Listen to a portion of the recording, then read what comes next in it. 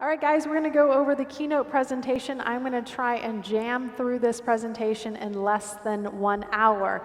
It's probably about an hour and a half presentation, but I don't want to keep you here to 10 o'clock at night, okay?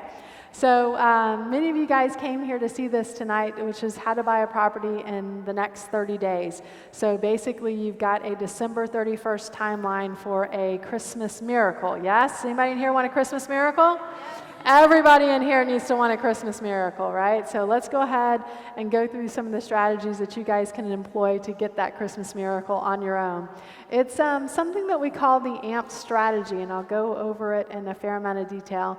But a lot of times as a real estate investor, when we're doing marketing, even though the market is up right now and it's very fiercely up, right, there are still sellers with little, no, or negative equity. And negative equity could be a combination of how much they owe versus the value, and a combination of how much they owe and then add the amount of repairs that are needed versus the value, okay? So as real estate investors, we run into a fair amount of these types of deals where there's just not enough equity for us to easily do something with this. Easily and riskily, less riskily. Somebody help me with an adjective here. Less risky, we'll accept that, all right, good. So you can't make money off some of these houses just because there's just not enough there.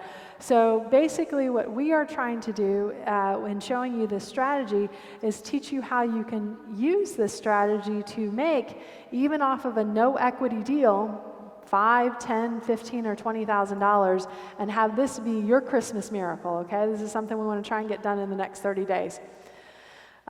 So as an investor, you basically facilitate this deal for both the parties. You facilitate the deal for the seller and you facilitate the deal for the buyer. And it's something, again, we call the assignment of mortgage payment system. And basically what you do, it's kind of a fancy wholesale. But it's a wholesale. Normally when we think of wholesaling, we think of like, oh, I'm going to wholesale you a deal, right? This is like, I'm going to wholesale somebody a bag of crap. Right, which normally we can't do, right? There's just not enough equity here. So do you guys want to know how to wholesale a bag of crap? Good. All right, good. We'll take 2 craps to go. Okay, so you have the seller and then you have the investor, right? So you're doing your marketing, right? And a seller calls you and says, yes, I want to sell you my house, right? You start going through the numbers with them and you realize, well, oh boy, this seller does not have any equity and I just want to get off the phone with this guy because I'm not going to be able to make money off of this deal. What I'm going to challenge you guys to do is, instead of walking away from this deal, get it under contract. Anything you can get under contract in any market, get it under contract, right? This is, what's Phil's investing strategy? Ready, fire, aim. Ready, fire, aim. Ready, fire, aim. So this is a ready, fire, aim strategy. Just get it before any of the other people in here get it. Yes? You guys follow that? Get it under contract. Then you, as the investor, need to find a buyer, a regular retail buyer who cannot get a loan, and you will assign that contract to them. You'll sign an agreement with them, and then the buyer, for you making them their day, right? For you being able to get them a house that they otherwise would not be able to get because they can't get financing, they pay you an assignment fee that might be $5,000, $10,000, $15,000 on average, okay? And then the seller deeds the property of the home over to the buyer. And the buyer makes payments on the seller's loan. In this situation, it's very similar to a wholesale deal, but again, a typical wholesale deal, you're wholesaling something with a lot of equity. This, you're wholesaling something with not a lot of equity, right? This is one of the things that makes it unique. And as an investor, you don't have a whole lot of risk here because, again, you're not on title anywhere. You're not on title anywhere. And by the way, guys, can you do this in your self-directed IRA? All day long. So it's a great way to build your wealth that way as well. In terms of equity mapping, and this is one of the things, one of the tools that we use when we're talking to a homeowner on the phone, and basically I always say we can sell any deal we can do any deal as a real estate investor as long as there is a problem, motivation, right? Motivation, right? I can't do a deal with someone who's not a motivated seller, right? I cannot make that deal work, but if there's motivation, I can make that deal work. So we call that motivation, in many cases, it's financial distress. So when there's more financial distress, right, over here, and when there's hardly any equity, little, no, or negative equity, the AMP strategy, as well as the short sell strategy, work really well. And in fact, sometimes they work well in tandem, and sometimes we'll do what we call a combo strategy and use both of these strategies together in the event that they may not be able to make payments for an extended period of time and may end up on the foreclosure list. So in its simplest terms, you buy the property, or you're just getting it under contract, right? You have no intention of ever taking title to this property, okay? You get it under contract, and then you assign this contract for a fee. It's just like wholesaling, except you're not going to find the buyer in this room. You're not going to find the buyer as another real estate investor, okay?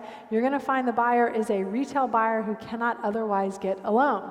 And then you make usually 5 to 10% of the home price, which is usually a $5,000 to $15,000 fee, okay? 10% at $15,000, that's like a $150,000 house. That's like a $200,000 house, okay? You're usually not doing this on the higher end houses, although sometimes you will as well, and I'll go through some examples of that too. So for you as the investor, all you need is a little bit of money to get it under contract. You'll want money to put down for the option period. You'll want money to put down for the earnest money, right? So there can be consideration there. And so if you need to terminate the contract, you actually have the ability to terminate the contract as a result of having that option period in place. The risk is very little because you never really take title to this thing, and you're letting the seller know you have a bag of crap. You say it nicer than that, though. It's like this is us talking, right? This is not. I can't, like, seriously, this is what you got. Like, I can't do anything with this. I've got one, maybe two strategies that I can use to do something with it, but I can't give you a guarantee on it because I'm not actually buying it.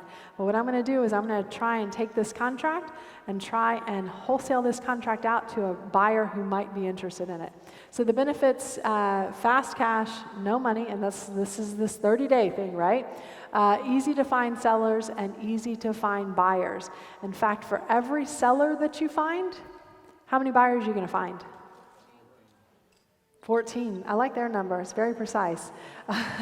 Normally, you're going to find 10 to 20 buyers for every one seller that you have. So you guys want to do a little trial balloon on this? Put an ad on Craigslist tonight and say, owner finance deal and 78750, $15,000 down payment gets you this house. How many emails do you think you'll have in your inbox tomorrow? About 14 or 20, right? You'll find a lot of buyers are looking for financing in a non-traditional way, okay? Financing in a non-traditional way. Yes?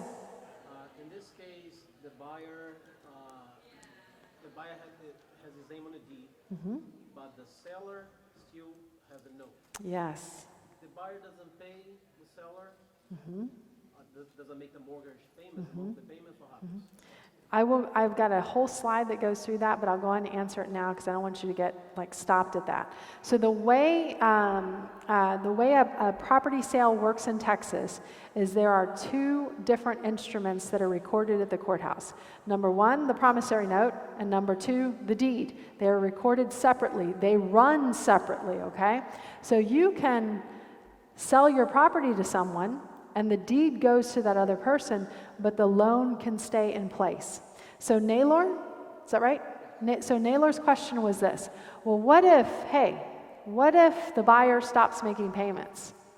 What if the buyer stops making payments? Let me back up and let me tell you about the seller real quick. The seller has little, no, or negative equity. The seller is also motivated, which means they've had some increase in expenses and or some decrease in income, or both of those things together, right? The seller is on their way to foreclosure. Foreclosure. The seller's looking for a way out of going to foreclosure. So I have a way out for you, Mr. Seller, okay? And you may say to me, yeah, I get it, but what happens if this new buyer stops making payments? Well, let me tell you first about what the new buyer is going to do. First of all, the new buyer is going to reinstate that loan. You know, the one that you've been not paying on? You know how you've been living at this house for free? That's the first thing that the buyer is going to do. When you go to close, you have to reinstate that loan first, then you have to pay closing costs. Then whatever's left, I'm going to keep, right? So that buyer is actually going to have a little skin in the game. And what happens if the new buyer stops making payments? You foreclose, okay? So this is something called a wraparound mortgage. A wraparound mortgage gives the seller the ability to foreclose on the buyer in the event that the buyer stops making payments. Worst case scenario, this seller is where? If the buyer stops making payments, worst case scenario, this seller is where? Right where you're at right now, right? Just in a little loop, right? You're just in a little loop and you stopped exactly where you are today. What do you guys think about that? It sucks, let's be honest, right? Naylor's like, I'm not satisfied, lady. I'm going to have some more questions for you. I can already tell. We can continue this conversation. This is not, is this plan A? Is this plan A? This is not plan A. Plan A is you have all this equity. Plan A is that you walk away with a $50,000 check and there's a car with a big bow laying out of it. Plan A is double rainbows start shooting out of your toilet. That is plan A. By the time that they call me or one of you guys, plan A left the building like a long, long, long time ago.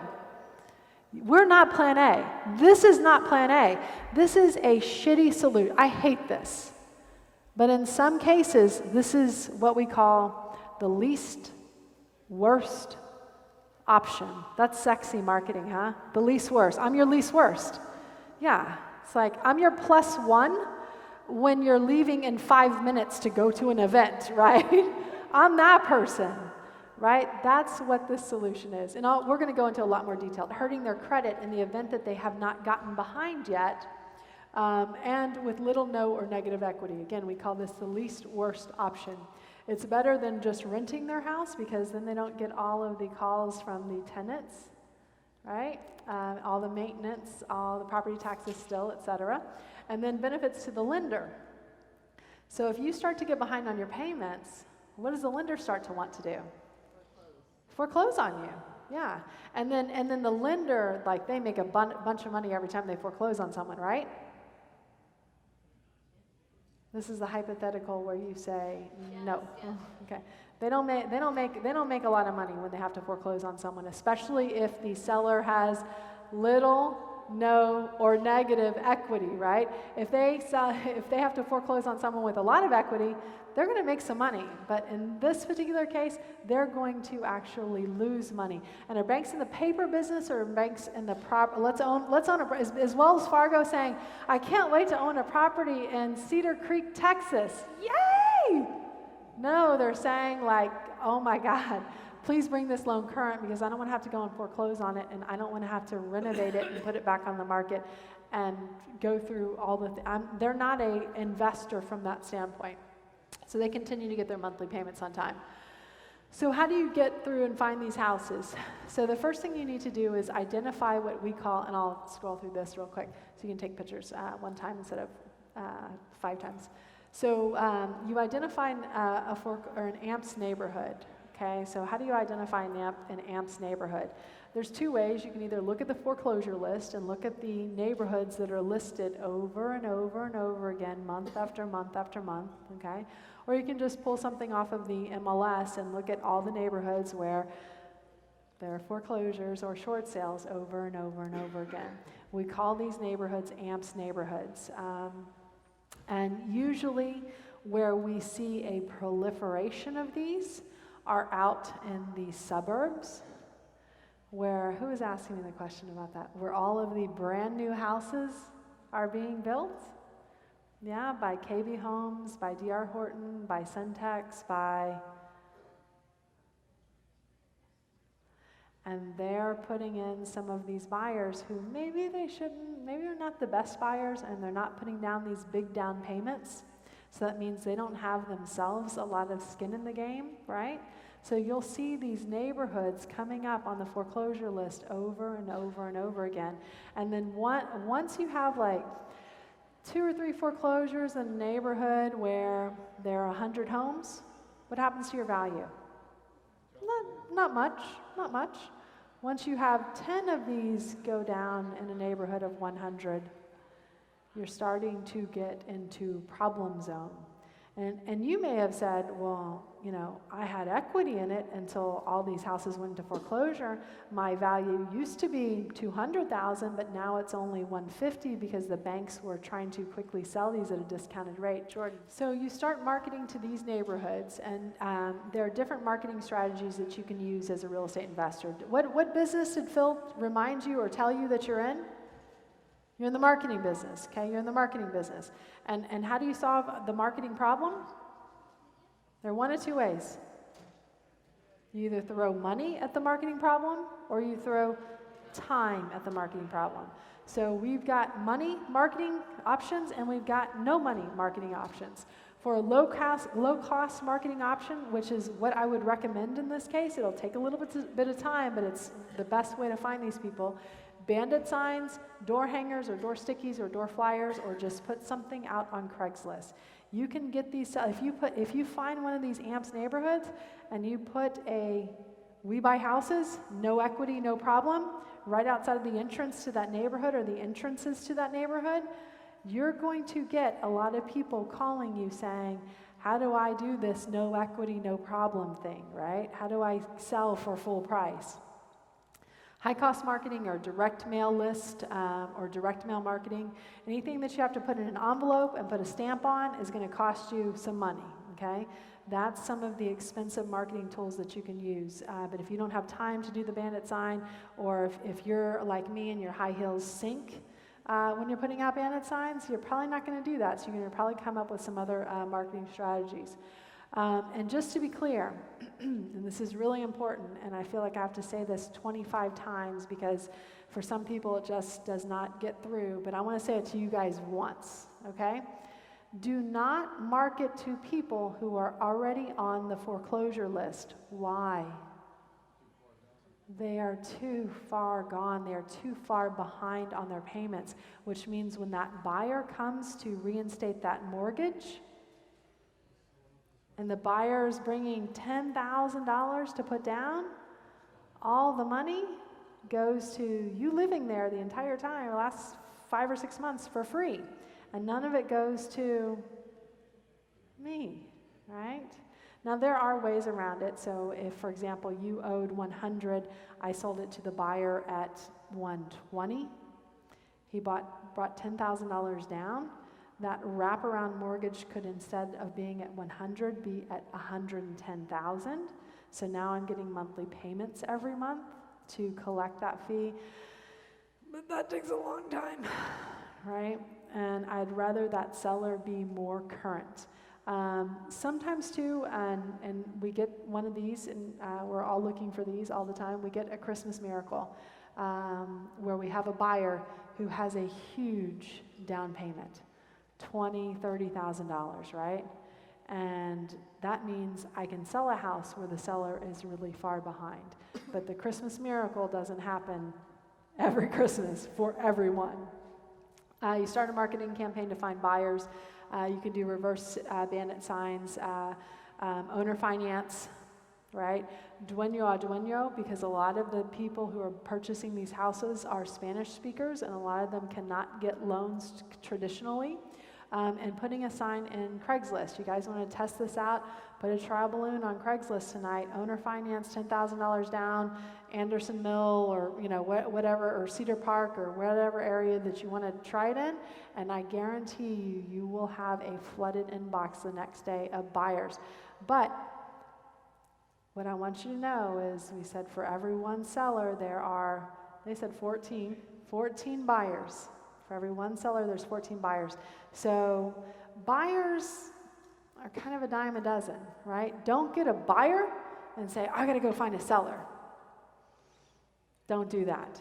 Get your seller first, and then go and find all of your buyers. Okay, you'll get much less frustrated. Otherwise, I've got 10 buyers and I'll have $10,000. That's $100,000, right? I just have to find.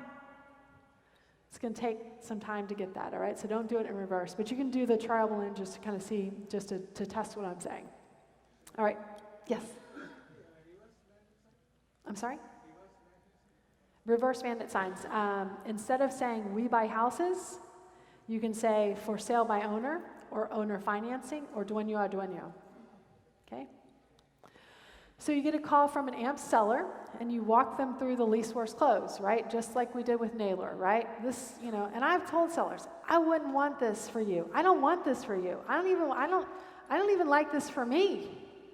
But really, this is probably your best option, and I'll go through the specific details of how you go through the lease worst close. You have to convince them that this is their best option. I'll give you the tools to be able to do that. You'll put that property under contract. Then from your AMPS marketing, you'll get a call from your AMPS buyer. You'll tell them the properties that you have available. What did Henry Ford say when he was first making cars about colors? You can have any color you want as long as it's black, okay? So with these owner finance buyers who are a dime a dozen, right, you get one house, right? You don't want them to all of a sudden say, well, I really prefer my master up, and I really want another room up, and I really want it to open up into a sewing room that could also be a baby's room for when we have a baby, and then I don't want carpet downstairs, but I do want carpet upstairs. Stop talking now, right? You can have, it's the Henry Ford model, right? You can have any color you want as long as it is black. You can have any houses you want as long as it's one of the ones that I have in my inventory that actually come with these terms, right? You've got to let them know that in advance. Show them the house you have under contract. Put the buyer under contract between the buyer and the seller, and you'll have the assignment agreement there. You'll take the contract to the title company. The title company will go through its process. So the title company will transfer the deed, and the title company will leave that existing loan will stay in place. The loan survives the closing, but they'll do a wraparound of the existing loan because the existing loan right now only gives one person the ability to foreclose. Who is that? It's the bank, right? When you do a wraparound mortgage, now you as the seller, you are now the bank. Has anybody ever been to Vegas and said, I want to be the bank, right? It's your opportunity to play with someone else's money. This is kind of the same thing that you're doing here. So there's several different marketing strategies that we use for this AMP style process, this AMP style strategy. The ones with the stars on them are the ones that we recommend for this strategy. And any marketing, again, it's some combination of time and it's some combination of money. So some of these take very little money, but a lot of time, and some of them take very little time, but a lot of money, okay? One of these things you have to throw at this marketing problem. Bandit signs are great. Direct mail, door hangers, for sale by owner marketing, mass media marketing. When we were doing this like crazy, we actually had a radio ad that we put on all of the top radio stations, and we play it from 7 a.m. until 9 a.m. and we had 4 different slots where we would play this ad. And I forgot to pull it up today to let you guys listen to it. But when Phil originally recorded it, and he has a great voice and a great voice for radio ads, so he made this ad, and when he first recorded it, the script for it was "Banks suck," and then started kind of going for there. And the radio people were like, let's see, we really like what you've done here, but do you think that you could maybe tone it down a little bit and like totally remove the part about the bank sucking piece? So Phil had to re-record it, and it basically directed them to a website, and the website was called loansfortherestofus.com, okay? Loans for the rest of us, right? These are for people who, have you been turned down by a bank, right? But do you have a big down payment, and can you afford a monthly mortgage payment that's at least $1,500 a month? If so, go over to loansfortherestofus.com, which is a pretty easy URL to remember, right? And we'll see if you qualify for one of the houses that we have in our inventory. A sample postcard, basically here, this is a sample postcard to the seller. You're letting them know it's a special new program, right? Little, no negative equity, no problem. And also let them know this is not a short sale. Now granted, sometimes by the time you get them on the phone, they may already be too far gone, right? Too far gone. At that point, then that's when you implement the dual strategy, right? What we call a combo plan, where, listen, you're $20,000 behind on payments. I'm going to go ahead and try to find an owner finance buyer that will reinstate your loan and then take over your payments. I don't know if I'll have a whole lot of luck, but I'm going to try. But at the same time, let's go ahead and get a short sale going, because that may be how this thing ends up playing out. And by starting a short sale, what do I typically get to do? What does a short sale usually allow me to do? Buys time. Delay the auction, delay the foreclosure, okay? They may say, I don't really want to do this, right? I don't blame you, right? But at least give me some time to use this other strategy to be able to help you, right? None of these things are plan A, right? None of these things are plan A, but you still have to help these people even when your normal plan A and their normal plan A don't meet. So you're selling it as is. They don't have to make any repairs, which a lot of realtors would come in and say, well, you got to make all these repairs, right? You can pick your closing date, fair price, no realtor fees, no closing costs. These are some sample door hangers. Basically, again, the same message: no equity, no problem, avoid foreclosure, and we'll close fast for you. Email us or call us. And then some of the sample bandit signs. Yellow bandit signs with black lettering have the highest response rate, okay? You see a lot of white bandit signs out now because they're slightly cheaper than yellow signs, okay? And because they're available at Home Depot. But the yellow signs with the black lettering typically work better. You can handwrite them or you can have them pre-printed. Some of the handwritten ones actually work better than some of the typewritten ones. You'll have a higher response rate if you put a local number on there, but I will say, don't put the cell phone number on there that you've been using for the last 10 years, okay? Put a cell phone number on there that is a cell phone number that you don't mind burning if you have to. And also, we've got some websites on here, right? But you don't see really any branding on here. We don't recommend that you do any type of branding on your bandit signs. It's the only marketing piece that we say don't brand it, because we don't want the city calling you and saying, oh yeah, you're the only nailer that I know, and you keep putting out all these bandit signs and they all look alike, and now I'm going to ask you, because you said send them some nailer buys houses, right? We send them all directly to you. Now we know who you are, right? Don't brand it. And if you put a website on there, just be ready to burn those websites every so often too. So we have a call center, and our call center gets all sorts of calls, some happy, some not happy, right? But again, save yourself a little hassle and trouble in the long run by not putting a big brand on there that you want to keep and maintain. For Craigslist ads, we have ads for both buyers and sellers. The seller's ad, basically, you need to sell your home fast and you don't have any equity, no problem. In the body of the message, we buy houses any situation. Fast, and sometimes you'll say a fair offer, right? Because you don't want them to think that you're just like every other investor who's offered them 70% and they can't make that work. Call today, even if you have little, no, or negative equity.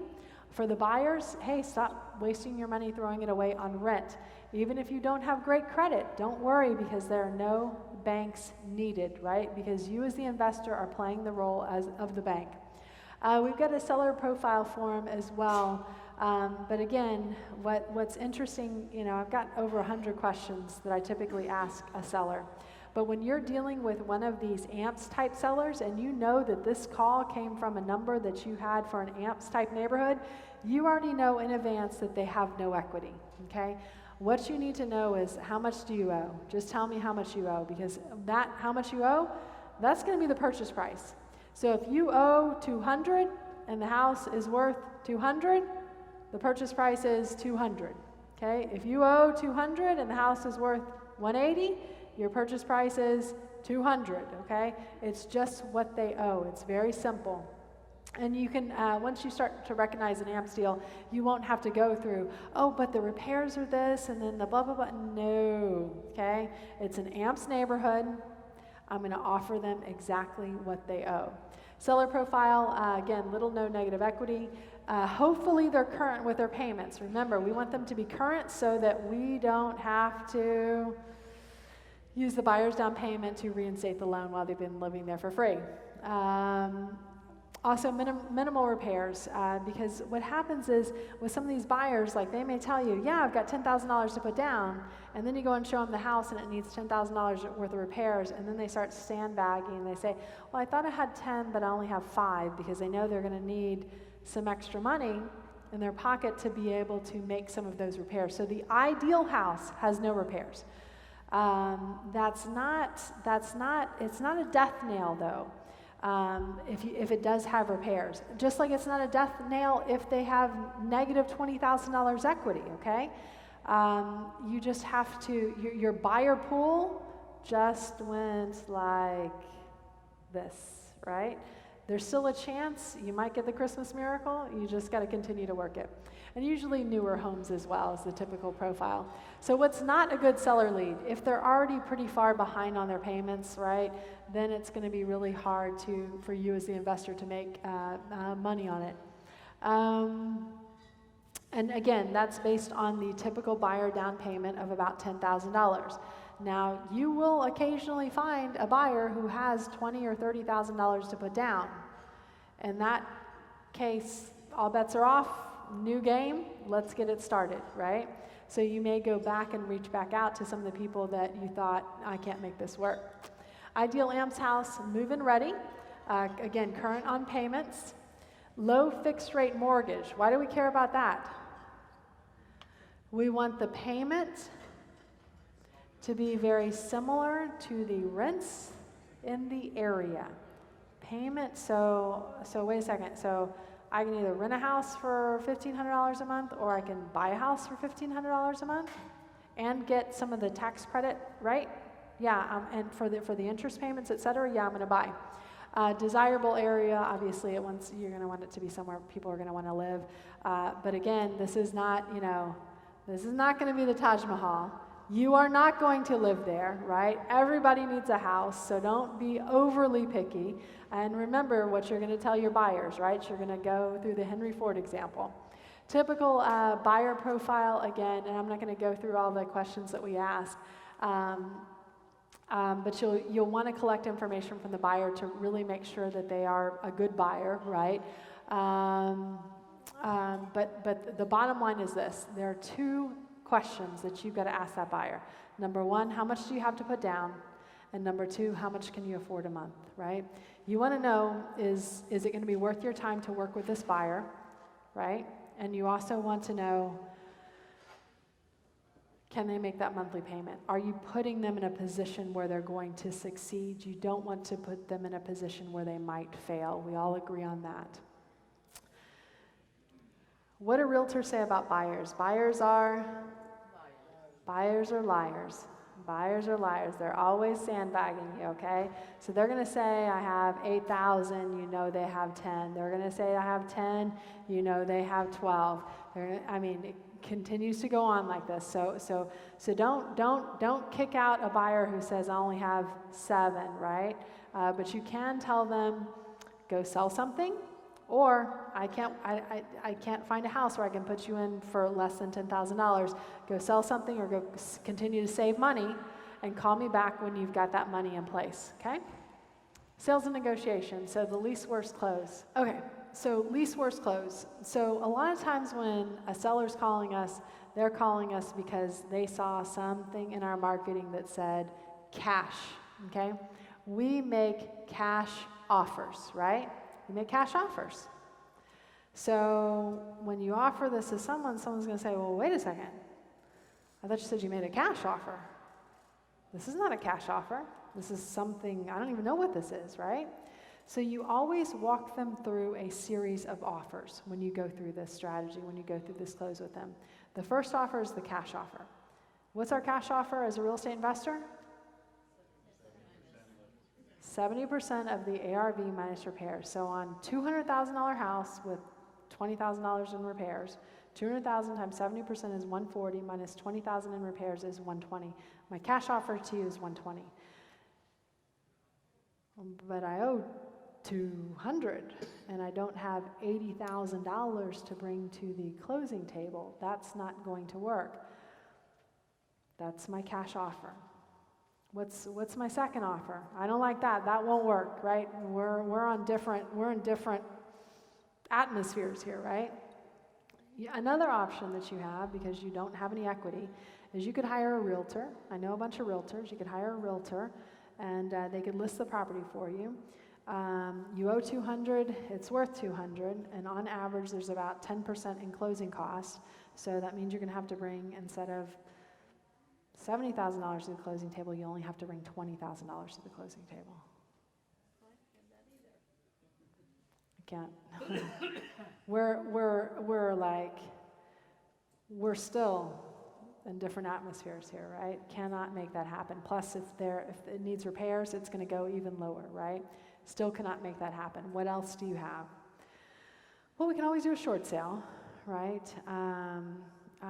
It's going to totally trash your credit. It's going to take forever. That doesn't sound very good either. Oh, and the other thing is sometimes these short sales, they end up in foreclosure, right? Which is the atomic bomb of all credit scars. Hits the deepest, lasts the longest, okay? Well, that sucks too. What else do you have?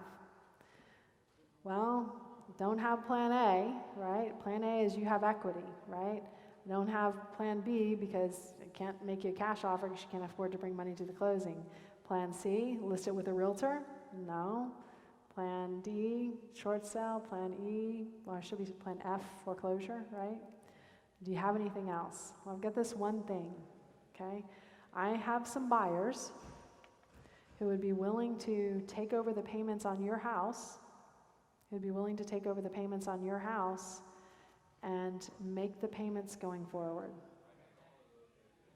It's not plan A, but it's better than any other strategy that you have right now. It's not plan A. We're not talking about plan A here. Plan A left the building a very long time ago, okay? It's the best strategy I have for you. And then sometimes they'll say, well, what about your cash offer? Yes. You know, so you kind of go around in these loops with them. It's like, or sometimes they'll say, Shanoa, I love everything that you said, right? Except I don't want to leave my loan in place. What? Your job here now is to convince the seller that the value of your house is not your big, beautiful house. The value of your house is the loan. The only thing that's valuable or special about your property is the fact that you leave this loan in place. If you take the loan off the table, then we go back to all of these other options, which are, none of them are good, right? None of these other options are good.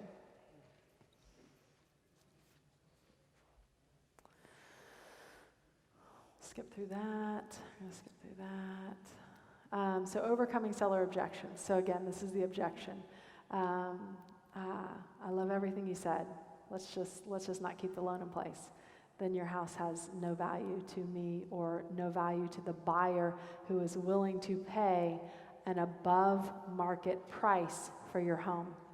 No one's willing to pay an above market price for your home unless it comes with the financing, right? A lot of you guys, when you go and buy a car, you negotiate the price, right? Because you're going to pay cash, right? That's great. That's great. That's what we do as investors too, right? But if we are not paying cash, and if the only way that we can buy this car is on the terms, then what's the question that we ask as a car buyer? How much is the monthly payment? How much is the monthly payment? Oh, this is always a good one. Some of the sellers that we talk to never really put any money down on the property when they bought it. And some of the buyers that we talk to are making a bigger payment, down payment, on their house than they ever did, okay? So in these cases, sometimes your new buyer has more skin in the game than the old buyer, which will make them have more staying power in this deal than you have today. Sometimes you have to keep saying that so that it resonates, okay? But eventually, I promise you, after you say it 1, 2, or 3 times, it will start to resonate. Buyer has skin in the game, shows that they've got money. They don't want to lose that money. The buyer's got their life in order. Right now, you do not, right? Let's see. This is the question you asked me at the beginning, right? It's like Prego. It's in there, right? It's all in here. Okay. So worst case scenario, the buyer defaults. You're in the exact same situation that you are in today. Okay. So you just kind of roll the dice or kick the can down the road for another year, maybe 2 years. And in that year or 2 years, maybe something's changed in your life where that decrease in income has gone now back up, or where that increase in expenses has now gone back down, right? Remarried, or market goes up, or many of the other things that can happen in life, okay? A lot of sellers will say, well, how do I know that they're making the payments? 1, a loan servicing company. 2, if they're making it directly to the bank, or even you can check on the loan servicing company, you still have the loan number and your social security number, which is what it's tied to. You can still call the bank and just make sure, hey, did you get that payment did you get that payment I sent you? All right? So you can also get online. Hiring a loan servicing company is one of the things that we talked about too. And this is one of the beautiful things that we get to say as a real estate investor, right? For every 1 seller, you have 14 buyers, okay? So listen, if this thing goes sideways, who are you going to call? We'll do this all over again. And I will get a buyer who will have a down payment. I will facilitate that transaction. Now, do you keep all the money? Do you keep all the buyer's down payment? As much as you can. Right? But sometimes does a seller need money to move out? Yes. Are you going to give them the money to move out? Yes. Okay? Yeah. Everyone say yes. Okay? There are going to be weird things you're going to do to make these deals happen. Sometimes it will be to give them money to get out. Okay, but let's say that the deal goes south, right? Mm-hmm. How easy can the seller foreclose on the buyer? Texas. Man. This is... I'm from Pennsylvania, so... You're from Pennsylvania. Pennsylvania, no good. Texas, good. Texas is good. So one of the things about Texas is it's one of the fastest states that you can foreclose on. It is not a judicial foreclosure. This is a non-judicial foreclosure state.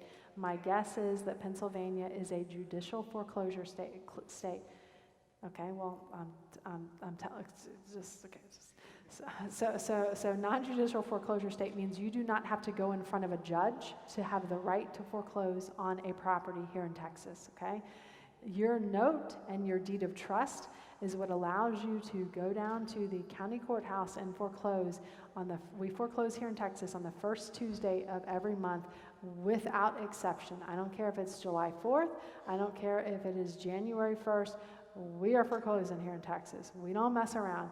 Texas is a do not pay, do not stay state. In Texas, you can foreclose faster than just about any other state in the union. Now, there's one thing that has recently slowed down our ability to foreclose, which is the guy in Congress who will not die and just put out 2,000 pages of legislation to help us all be fair, okay? And who's that? Dodd-Frank. Okay, so Barney Frank and Chris Dodd, yeah,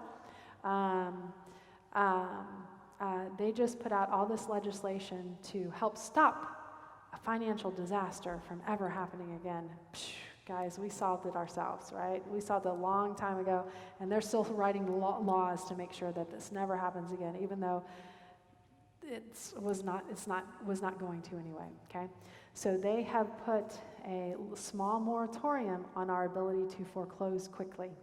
Okay, but still, after it gets out of that, we can still in Texas foreclose faster than just about any other state in the union.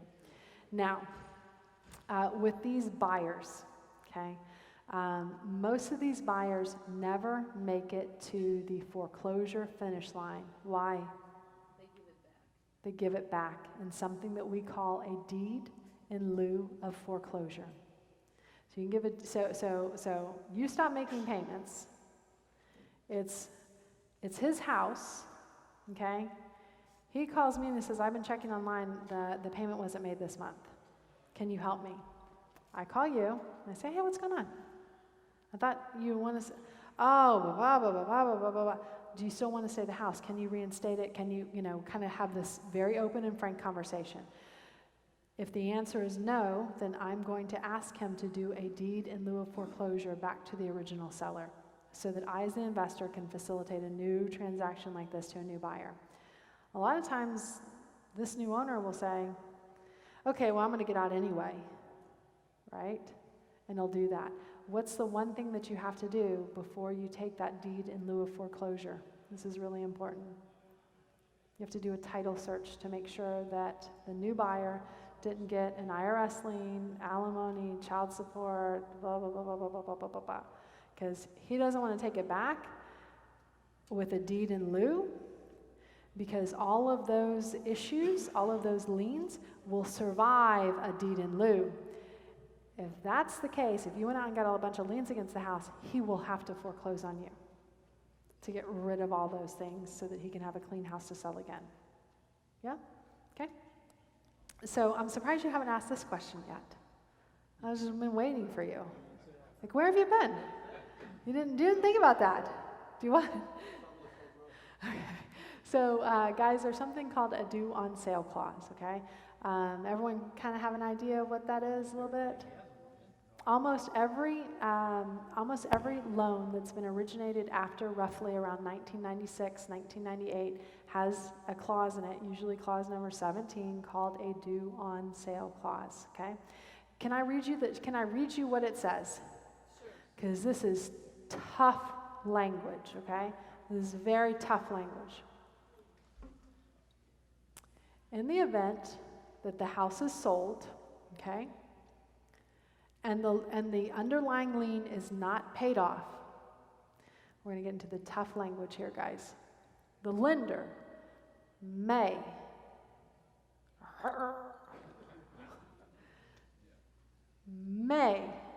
at its option. Yeah, it's like a kitten. It's like a little mouse kitten, right? It's like, you hear this tough language? Yeah? The lender may, at its option, call the note due and payable in full. So there's something called due on sale clause. So if I deed the property to someone else and I keep that existing loan in place, the lender could call that loan due. That's a problem. How's the lender going to find out about this? Seller or buyer does something dumb like, "Hey, quit sending me these things. I sold that house a long time ago." What? Or the buyer's going to say, "Hey, quit sending me this stuff with this old seller's name on it. I bought it already." What? Even then, the lender generally will not foreclose if the loan's current. If the loan's current, they don't care who's making payments on it, right? If that loan's current, they are happy, happy, happy cancers. They will call the loan due and payable on the acceleration clause, right, which is you stop making payments. They're going to do that all day long, okay? But in this particular case, when the payments are current, They're happy, because do they win or lose when they have to take something to foreclosure? They usually lose. I'll address that in 2 seconds. There's something else I wanted to say here real quick. There's one lender that we've ever had a problem with. Wells Fargo. No, Wells Fargo could give a crap. San Antonio Federal Credit Union. San Antonio Federal Credit Union will call that note due within about a month or two of something like this happening, if they find out. Now, how does a lender find out? The buyer or seller do something stupid, right? Call and say something like they shouldn't, like, you know. Or the insurance, okay? So the insurance has to be right on these, meaning the insurance has to list the original owner as an additional interest or an additional insured. Because the only group in the bank that has their stuff together is the insurance department, right? And they will check to make sure, because I've bought many houses subject to the existing financing, and if I didn't look at the declaration page as it went off to the lender, I've gotten a call saying, hey, where's our seller on this whole thing, right? Where's our seller in this whole thing? So that's one thing that has to be right. Let me address his question next. So he says, well, what if interest rates rise, right? Will banks call the notes due? It's a possibility. But what do they have to do to call the notes due? No? What do they have to do? What kind of research do they have to do? They have to create hey, I've got an idea. Let's go and create a research department to research the 1 million loans that we have out there. We're going to go to all of the different appraisal districts, right? All the different, I'm losing my vocabulary right at the moment. We have to go and do a deed search on every single one of these. I meant if they happen to find out anyway. If they happen to find it, it's a small possibility with the big banks. It's a larger possibility with the smaller banks. But they just are not going to. My point is, they still have to go through a research process, and they're just not going to do it. Okay, Chris. So I was asking, I guess you kind of sort of answered my question, but if they're going to call the note and there's no money there, then their only option is to foreclose. Yep. So my attorney who closes these deals for me gives a guarantee on these deals, and basically what he will do is, if a note is called, he will then transfer the deed back to the original seller. It's a notarized document, that general warranty deed, 2-page notarized document. They'll sign one where I will give it back to the seller, and then at the same time, they'll sign one where they'll give it back to me, also a notarized document. Only that one gets filed. Problem solved, bank. We have cured the defect. And he's done that many times. There's really not anything that they can do about it. Are you raising your hand over here? I couldn't.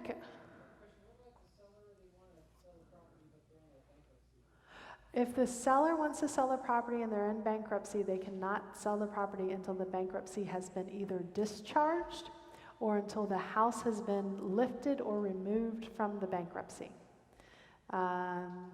There's many finer details, but in general, you still have to wait. The issue, though, is why does someone declare bankruptcy?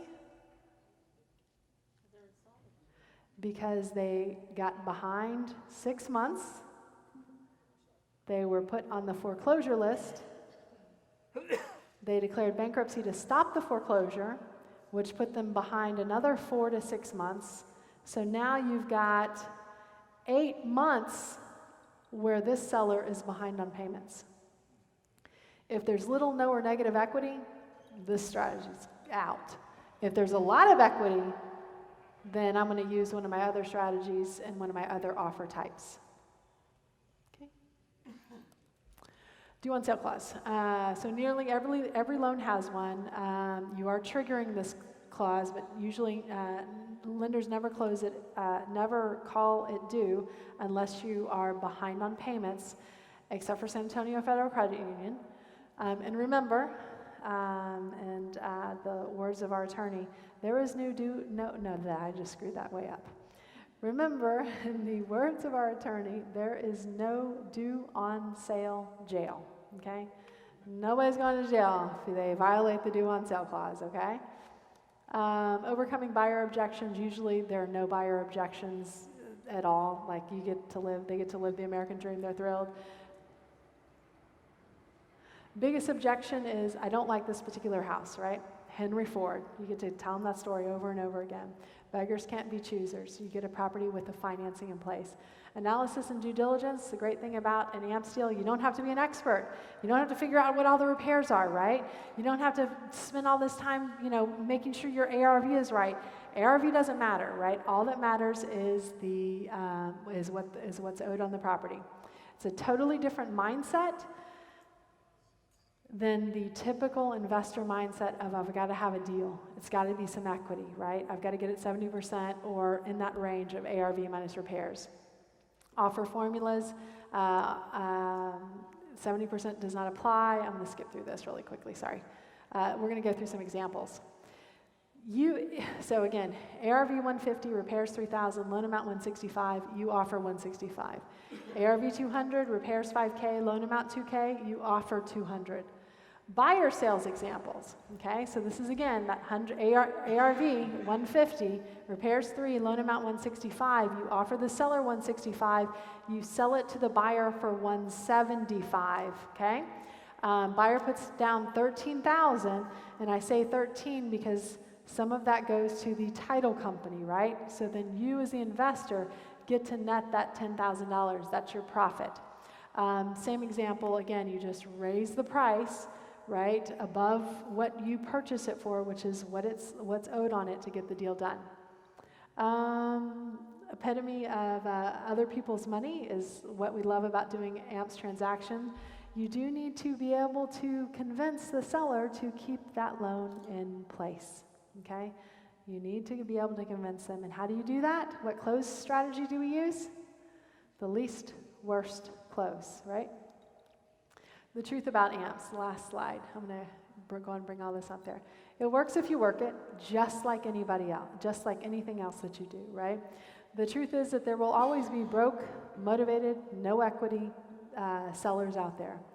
And it's the perfect solution for those people in general. And do you think there are a lot of buyers out there who have a down payment but maybe can't get a loan? Probably anybody from California, and in some cases maybe anybody from Arizona, right, who went up and then went down, right, and they got caught in that big up and that big down.